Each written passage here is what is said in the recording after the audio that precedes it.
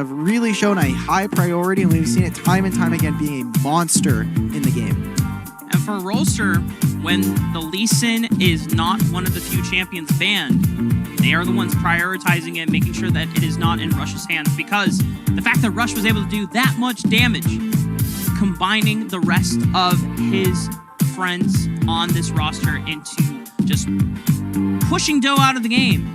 You can only imagine what would have happened if he had something like the Lee Sin instead. And this time, Rush is not piloting the Nunu because more than likely, this Camille is going into the jungle for him. It has to be, right? It has to just be Camille jungle. So playing something we've only gotten a few looks at so far in the Horizon Cup. I think 2 in particular, one from the last series and one during the group stage. So they're also putting a huge focus on this Lucian, wanting to make sure that Luna does not have that aggressive marksman that can really turn the game around for him. And when we look at what was pivotal for Rolster in turning that last fight around, it was Isaac's Diana here. The Moonfall catching 3 people. The fact that Rolster are getting a majority of their composition that helped them win game 2 right here spells good things to come if you're a Rolster fan. Yeah, I'm a little bit worried here because Dejiwo in that same interview I was talking about earlier, Dejiwo was talking about that Braum that they ended up playing, I think, in their Ebro series, and he said, well, I didn't have a lot of practice on this champion compared to that of the Alistar, so it's very hard to engage that he found in the game, and especially for Sengoku, they need that damage. We looked at that last roster, we looked at the last game there, and the analyst has touched upon it. Rush and Hawk, the main duo for this team to really carry them. A lot of trust was put into their bot lane to be able to kind of carry out the game. You have that Gallia, you had the Nunu, and they weren't huge damage threats.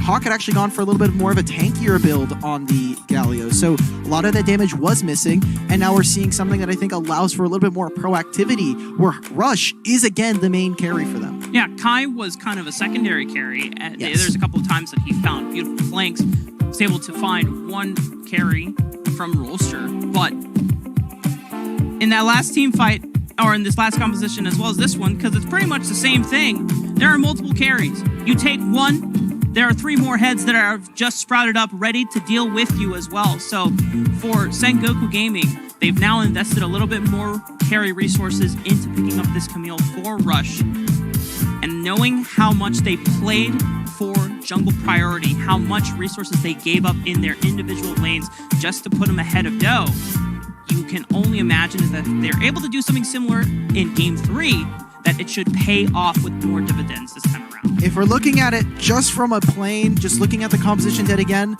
this is still a pretty similar comp, although with a little bit more engage, right? The Nunu can engage, but it's not the way that I would want them to go for it if you're on the side of Sengoku Gaming. And we're looking at early game aggression. Camille with that hook shot can be dangerous, but without that consume, do we see the same story come out from Sengoku? I don't think so. I think Rolsters, we already saw that given enough patience, given them a kind of a one window to make their game, make their shot, they took it and ran with it and instantly ended that. And we may have a repeat performance here sans the early game deficit they found themselves in. I mean, Doe flipped twice for objectives that he didn't need to go for, didn't win the challenge, and it still didn't matter in terms of a Sengoku Gaming victory because Rolster still pulled ahead through an incredibly powerful team fight. So I do want to say, it did matter. Sengoku were winning that game until Rolsters decided, you're no longer winning this game, right? So that's the same thing! No, okay, because I don't want to get rid of what Sengoku did in the early game. Sure, I don't want to, rub away the fact that Sengoku just kind of like instantly lost and they were like, oh, whatever, we just didn't do anything for 15 minutes because they were ahead. They were winning out on objective trades. And then it was just Rolster who found a window playing around Vision, playing around Fog of War, and it was off that kick and then Isaac coming in as a 1-2 punch that led to them winning that game too. Well, Doe, I'm looking at this player in particular because throughout that first 10 minutes, a lot of those unforced errors that were coming out, I couldn't tell if they were genuinely thinking, okay, this is the correct play, we should go for these flips are good for us, or if it was just driven by tilt.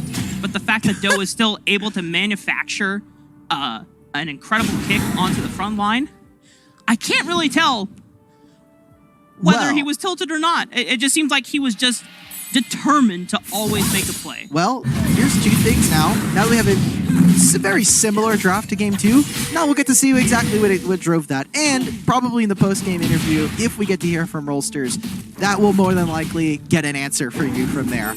But we are here in game 3, Rafa. This is potentially the last game of the quarterfinals. We could only have 6 games and have our semifinals decided.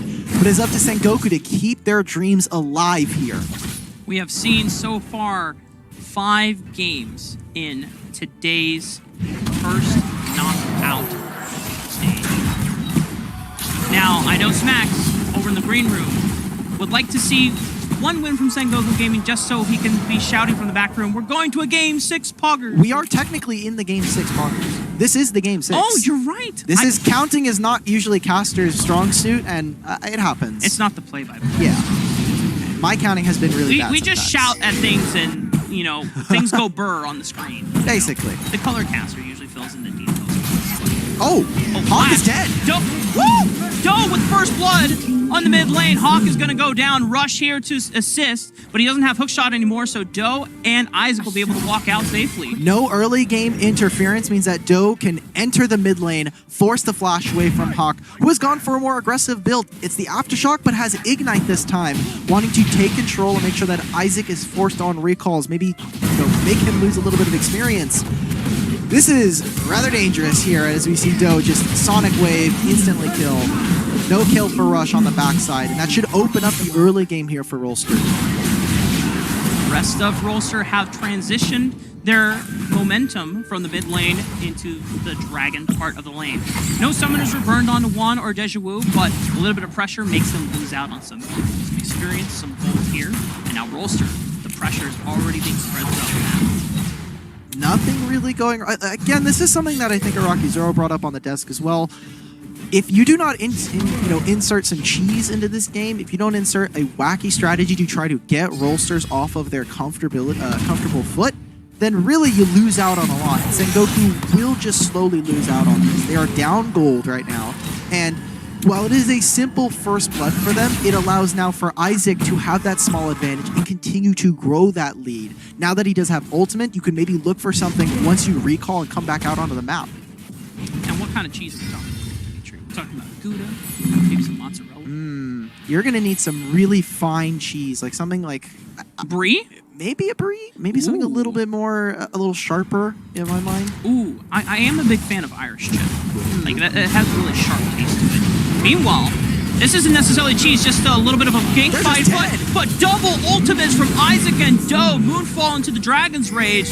Hawk and Deja Vu were trying to go for the 2-1 punch onto Isaac, but it's them that turn it around. We called for it. They said on the reset, look for a kill. And now with 30 seconds before the Dragon and the Rift Herald, they're in prime position. Rolsters, they saw that second game and said, we took that personally. Let's make sure we stomp you here in game 3. Commanding leads from the mid-jungle here of Rolster Y, and now going to open up the rest of the map as they continue to kill Hawk. There's something super cool here. I have to hold it because there's a lot of spooky members from the side of Sengoku Gaming looking to got 10 seconds, Isaac. But check this out.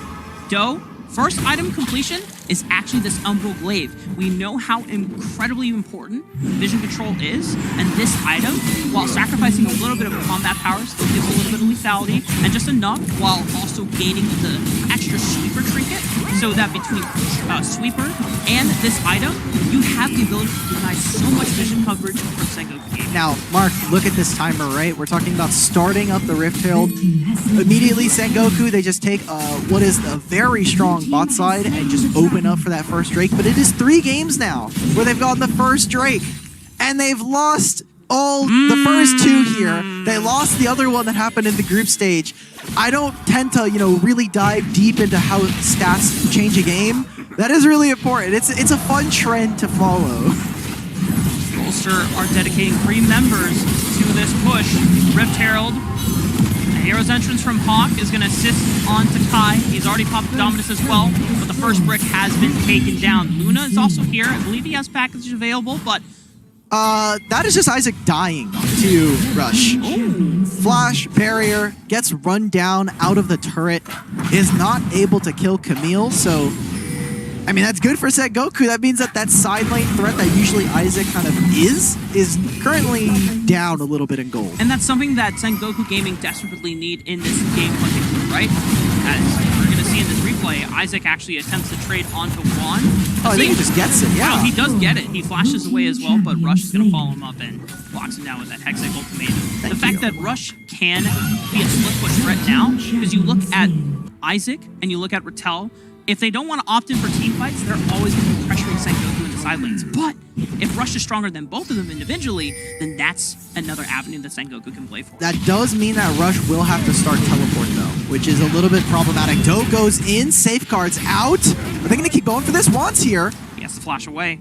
Has to respect the damage coming out from Juan. Oh, very, very close, because I saw Luna was also making their way down into this fight. They wanted to see if they could do something on the river. Hawk has just been the constant pain point for Sengoku right now. We're talking about how pivotal he is in terms of the comms, in terms of leading this team to victory. But Rolster's wise see that as well and try to constantly make him, under their thumb. A little bit of trade of ultimates from Juan. Luna having to get out with the Valkyrie. No more calling. Oh. Exhaust down. Rattel might be in a bad spot here. You got 3 bogeys right below you, forcing the flash out. It does mean that Rattel is going to be able to escape safely, but is down to Summoners. I saw Do there, safeguard forward. As an 80 carry, all you can feel as soon as you see him safeguard forward, you're like, I'm about to get kicked into a wall, aren't I, Squidward? Oh, Kai with the flash. He's out. He clears out the wave, but just telling just how powerful Isaac is right now. Even with that kill, still constantly asserting pressure. Yeah, something that we want to note while we have a chance. This is the first time this series where Rolster have a significant gold lead this early on into the game. Usually Sengoku Gaming have had a substantial lead, not too much, but they've just been slowly kind of pushing themselves forward into the game. But Rolster, they're the ones ahead. They're the ones in command of the map. And now you have to wonder, Sengoku Gaming, are they going to be able to make a comeback through 5-on-5 team fighting, or is it going to actually be rushed through the side? Sengoku Gaming are having a really hard time, I think, finding proactive fights. Galio is great for reacting to that. Braum doesn't have many tools other than the Glacial Fissure. So without that Alistar that we see for Dejiwo, they're missing out on a lot of it. Can they find it? I mean, just Do is so flexible with this safeguard. They're going to try and poke out the different members, but for right now, the Dragon's going to spawn soon. In the next 15 seconds, we could see a potential reset. And now Sengoku, they're herded over to this Dragon. Isaac is farming away. Oh, but they blocked down Luna. Hextech ultimatum using in tandem with the rest of Sengoku Gaming members there. They assassinate the Dragon Laner for Rolster. So a little bit of gold going back over to the pockets of Sengoku Gaming as we get more objective spawns. So it's good for Sengoku in the fact that they got a kill, but so many ultimates are down. The double summoners for Juan are not here. And with Valkyrie available for Luna, he can get to this fight incredibly quickly, so it allows for Rolsters to get the Dragon. And the Rift Hill's being started by Sengoku. Luna could walk all the way over there. Yeah, and Luna can potentially threaten... Oh no, it's just gone. Okay. It's just gone. Never mind. They have Lucian. They have Camille. It's just true damage. So they're going to break up in this top side with the Rift Herald immediately. Try to trade on the opposite side. Oh, man. Hawk. Do just kicking Hawk in the face of a Justice Punch. It gets the flash out. Hawk will be able to survive, but this turret will not. And Rolster continuing to push their lead further. Luna, can they get his flash? Can they get the Valkyrie here? They're going to put down the Rift Herald, and potentially they can make a dive. You see right now, Kai's over the wall. Could potentially go for that.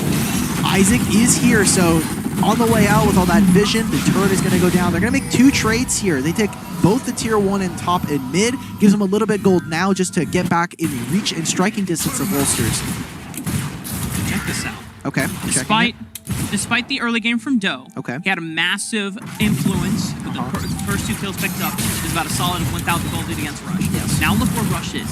He's the one is starting to eclipse in gold lead right now. He has the Trinity Force. He's working towards what I believe is going to be a Death Stance, maybe a Blade of the Ruin King. I was going to say, it may be Blade of the Ruin King.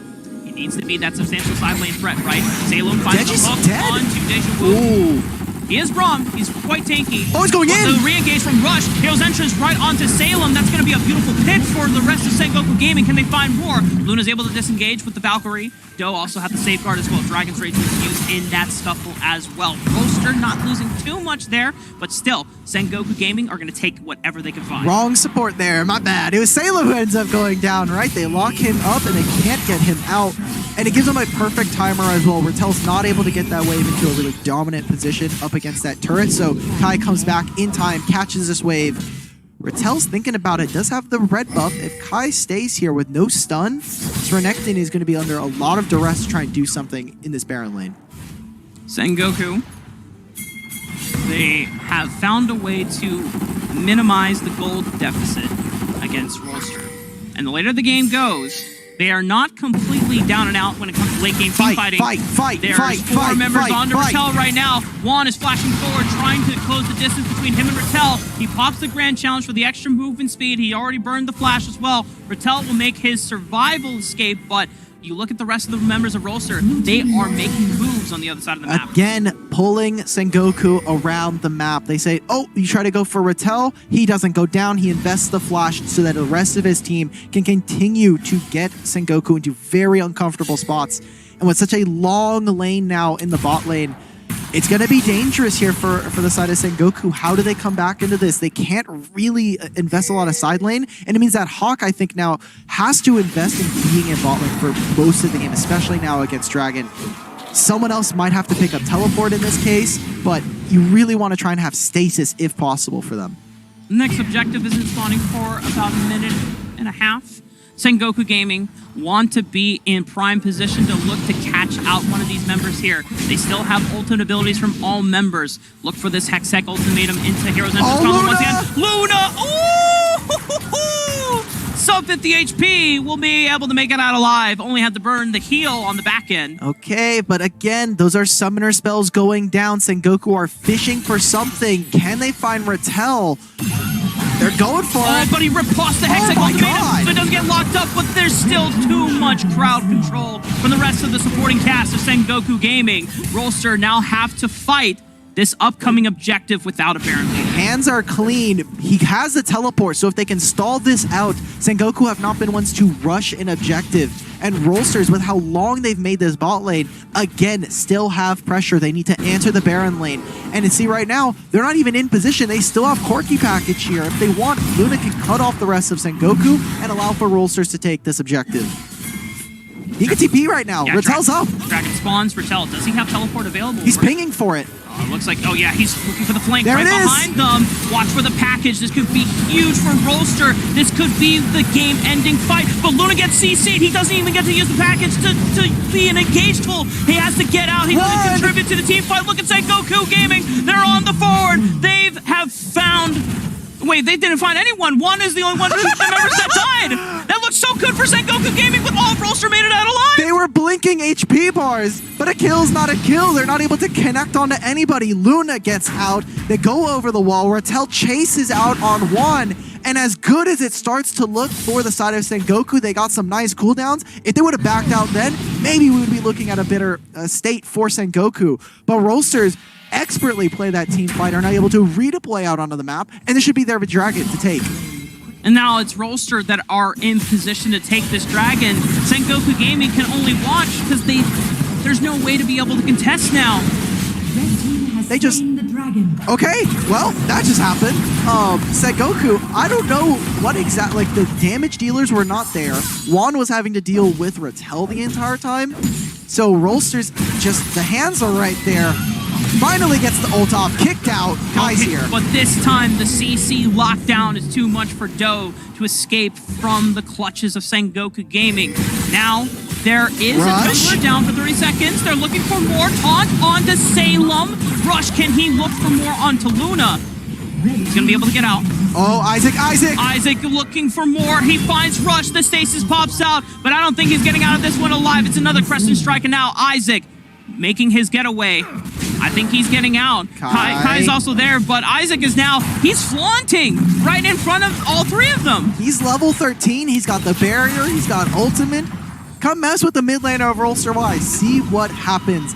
Sengoku playing around Rush. Rush is so aggressive. Look at the items he's completed. Guardian Angel, the Death Stance that we mentioned earlier. He's had a lead in a lot of these games. We're talking about the Graves from game 1, the Nunu in game 2, and now here playing an ultra-aggressive bruiser and assassin in this Camille. He is playing with everything out on the line to make sure that Sengoku Gaming can have a window into this game, can finally close out a game for them in this series. Juan has Sorelda's Grudge available, so the culling can be a great utility poke spell, landing a lot of damage. Whoa. It was from Fog of War. It's, you know, Thresh is definitely a much harder champion here on the Wildrift. I was scared for Deja Vu, you know? I was like, oh god, imagine if he taken a step too close to the left. Kai might be caught out here. Doe. Dominus pops. Salem. Forcing the ultimate. Luna getting locked up here. Glacial Fissure. Everyone is just piling down, and Luna is gone. He's down. Rolster. Isaac. Moonfall from the engage, the counter re-engage, but Isaac has to flash away. Doe will go down. Sengoku Gaming find an advantageous fight, and now can they burn down this Baron in time? That's their Baron. It has to be. Rattel's on the side. Can he make that 1v9 play? There's no Luna. There's no smite for them.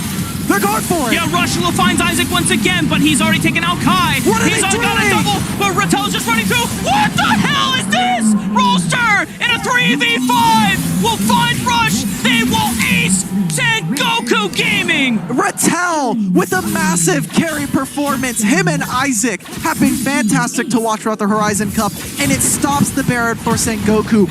Not able to lock down the Fiora and the Diana, and now a TP here from Doe. This is going to be the Baron yet again for Rolsters. I am absolutely floored, Alk Battery, and we'll definitely have to take another look. Oh my god.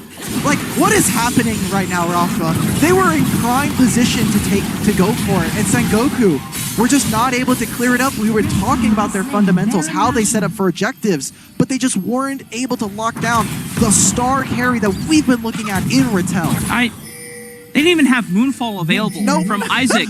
I think the only ultimate ability that was available was Rattel's Grand Challenge, and that was enough. The way that he just weaved in and out, picking off members one by one. I mean, we talked about before, when you get to this part of the game as a Fiora, it is one of the best team fighters, surprisingly, because you never think about how difficult it is to connect all those vital procs, but the way that Rattel can just lunge forward and just take out members one by one, and he did it beautifully. He is masterful at these carry champions. It's why we love to see him on things like the Camille, and now on the Fiora, the Riven as well. He's pushing. They've got Baron, and if they want, they have a backup win condition in the Dragon here, going on the Rush. Rolsters, they're pushing onto the map. They've got an inhibitor now for themselves. And Goku, they're looking at getting 3-0'd in the quarterfinals. Yeah, Rolster are keeping a lot of the attention of Sengoku Gaming in this mid lane, whereas Rattel has already done work and unlocked the inhibitor turret through the Baron lane, and now this Elder Soul is on the line here. If Rolster secures this, this has to be the series. It has to be, and look at this. They're trying to go for something. Rush is here. They're looking the opposite side of the map, but Rattel in the picture-in-picture. He's level 15. He has the Baron. He has the Guardian Angel. Dejiwoo! Dejiwoo burning down to a crisp. Ignite is there. The Sonic Wave not going to connect. Rush now looking for the hero play. X-Tech ultimatum onto the back line. Hero's entrance will connect as well. Multiple knockouts, multiple taunts.